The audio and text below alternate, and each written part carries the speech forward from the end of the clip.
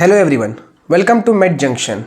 My name is Nikish Kumar and I am a second year MBBS student at Mahatma Gandhi Institute of Medical Sciences, Sevagram. And today in this video we are going to learn about the blood supply of the scalp. जो scalp की हमारी series है उसका ये second video है जिसमें हम पढ़ेंगे स्कैल्प की ब्लड सप्लाई के बारे में और more specifically about the arterial supply. Scalp को कौन कौन सी आर्टरी सप्लाई करती है. एक डायग्राम और ये पूरा टॉपिक हमारा क्लियर हो जाएगा.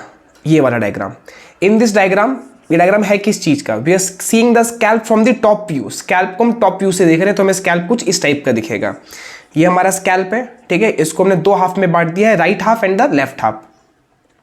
जो आर्टरीज लेफ्ट हाफ में होंगी सेम ही सेम राइट हाफ में होगा.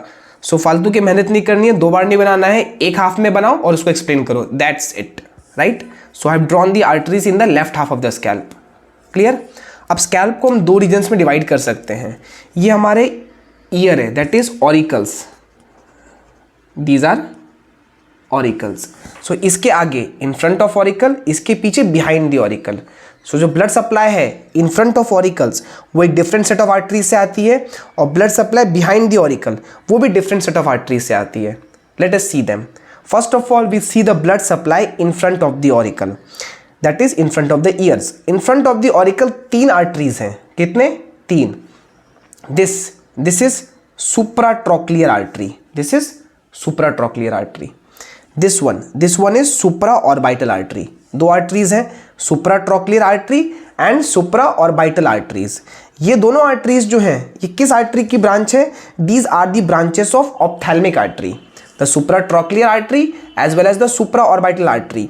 These are the branches of ophthalmic artery, and ophthalmic artery is a branch of which artery? It is a branch of ICA, internal carotid artery. Clear है?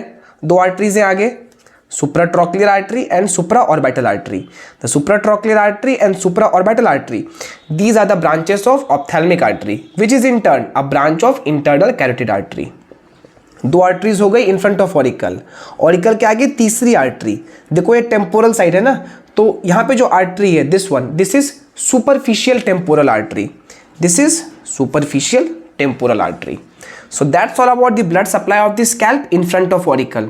We have three arteries, supratrochlear artery, supraorbital artery and superficial temporal artery.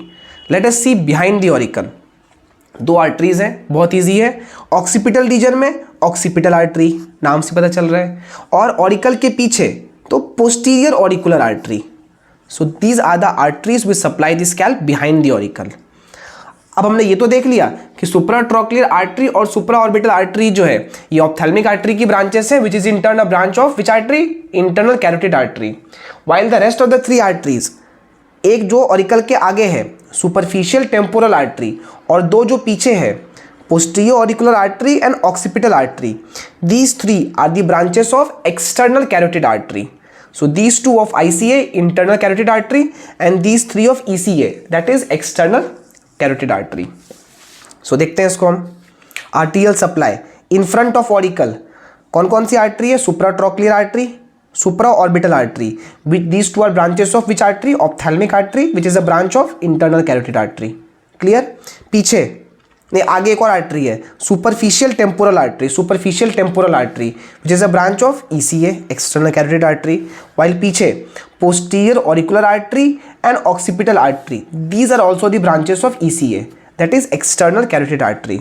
तो mainly दो artery supply करती है, ICA और ECA, internal carotid and external carotid. अब एक point काफ़ी important है जिसको मैंने डायग्राम में शो नहीं किया है, इसको शो करने की ज़रूरत नहीं है. ये सारी आर्टरीज जो हैं लेफ्ट साइड की, राइट साइड की, आपस में रिच एनास्टोमोसिस फॉर्म करती है. ठीक है. तो ये जो सारी आर्टरीज है ये बेसिकली दो आर्टरीज की ब्रांचेस है, internal carotid and external carotid, and they are forming a very rich anastomosis and collateral circulation here. That's why we say that scalp is the potential site of collateral circulation because of rich anastomosis between which two arteries? The external carotid artery and the internal carotid artery. So ये sentence काफ़ी important है जो हमें याद रखना है. क्या?